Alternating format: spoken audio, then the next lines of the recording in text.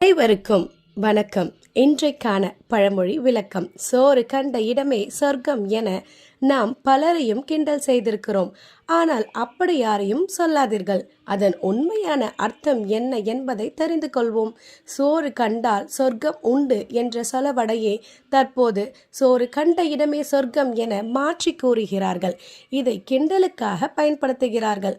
அதாவது சோறு கிடைத்தால் போதும், அந்த இடமே சொர்க்கம்தான் என பொருள்படும்படி அவர்கள் கிண்டல் செய்கிறார்கள்.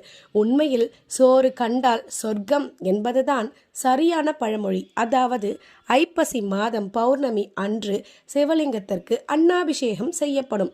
அதில் உள்ள ஒவ்வொரு பருக்கையும் ஒவ்வொரு சிவலிங்கமாக கருதப்படுகிறது. எனவே அன்றைய தினம் சிவலிங்க தரிசனம் செய்பவர்கள் கோடி சிவலிங்கத்தை தரிசனம் செய்ததற்கான பலனை பெறுவார்கள். மேலும் அன்னாபிஷேகம் தரிசனத்தை காண்பவர்களுக்கு மோட்சம் கிடைக்கும் என்பது ஐதீகம். இதனைத்தான் சோறு கண்டால் சொர்க்கம் என முன்னோர்கள் சொல்லி வைத்தார்கள். சிவன் கோவில்களில் தினம்தோறும் 16 வகையான பொருட்களால் அபிஷேகம் நடந்தாலும் ஆண்டுக்கொரு முறை ஐப்பசி மாதம் பௌர்ணமி அன்று நடக்கும் அன்னாபிஷேகம் மிகவும் விசேஷமானதாகும்.